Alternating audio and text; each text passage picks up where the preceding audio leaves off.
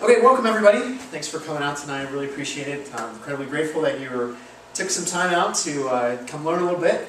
It's my job. I hope I deliver for you and give you some great info that you can immediately take and put into practice now into your business. So the title of tonight's talk is the #1 to Google Local page game plan. So we're going to talk a little bit about like what is this Google Local stuff and how can you use it for your business. Whether you're a traditional brick and mortar business, whether you're somebody who works from home, or maybe you have a service, or you're an MLM, or any of those different types of businesses, we're going to show you how you can take what Google's already put out there and allow that to connect with your customers a little bit better and get some more traffic. So let's just get started.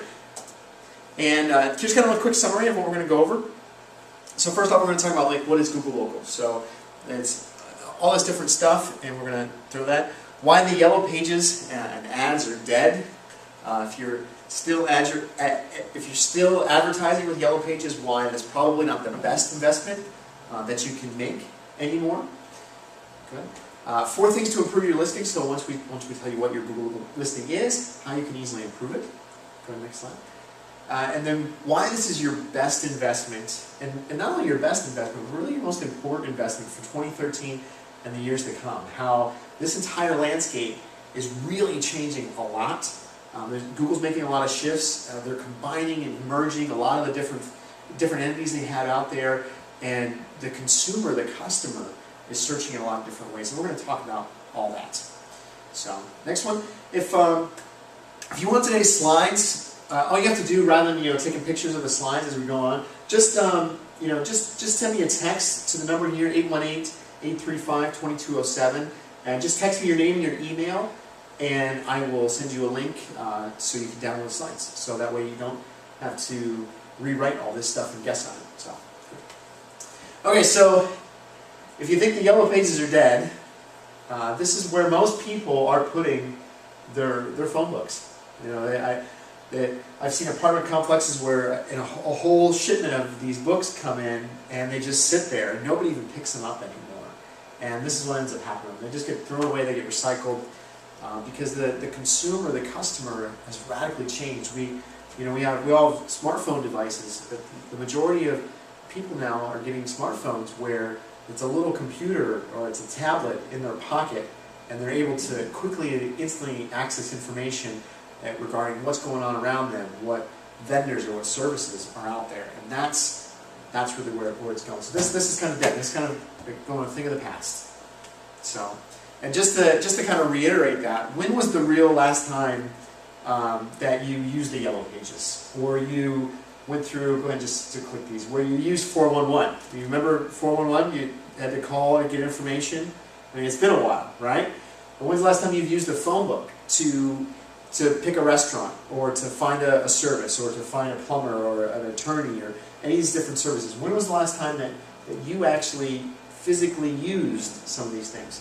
And it hasn't been a whole lot of years, but it's in recent history, in recent memory, at least for me, these are all outdated. Like, it's so quick to go ahead and just quickly do a search and read some reviews and quickly make a decision before you're even going about any of these methods. So the key to all this is, if you aren't using it, your prospects aren't either.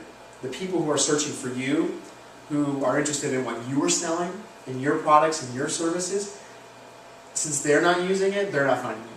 So that's the big, just kind of the takeaway from this. And one thing you want to think about is like, how are customers buying? So according to Forbes, 60 to 70% of research is done online before people are even buying. And most times, they've made some type of buying decision before they're even contacting a salesperson. So they're doing all this research online, they're figuring out, they're sifting and sorting, I want this, I want that, and they're making a decision of, okay, I'm going to go with this guy, and then they're calling a salesperson. And they're more educated sometimes than the salespeople in a lot of these companies. One thing that's going to continue to grow, and kind of already mentioned, alluded to this a little bit, is that mobile and local are going to continue to grow.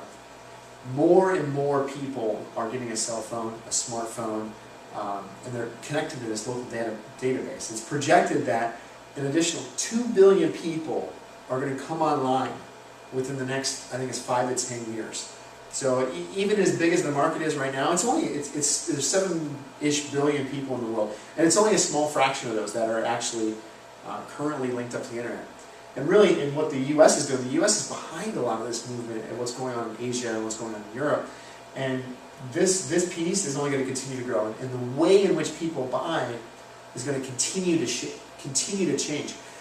Just within the last couple of years, it used to be that Google was the biggest player on the street when it came to search. And if you were looking for something, you would do a Google search.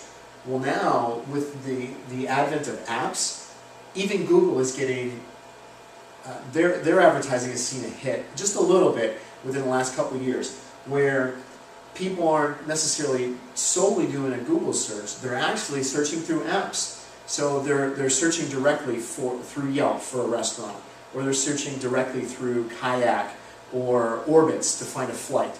These searches that used to be done solely on Google to find stuff are now going through an app. And it's a small little distinction, but that's really big and important in terms of like what the behavior that customer's doing and how they're actually searching. So the more that this stuff grows, the more that they're going to make decisions when they're looking for you, when they're looking for how do I buy what you're selling. So, and why is this important? Again, customers have changed. 15 years ago, it took 4 exposures, 4 times for somebody to see a product or service before they made a decision, before they took action on it. Now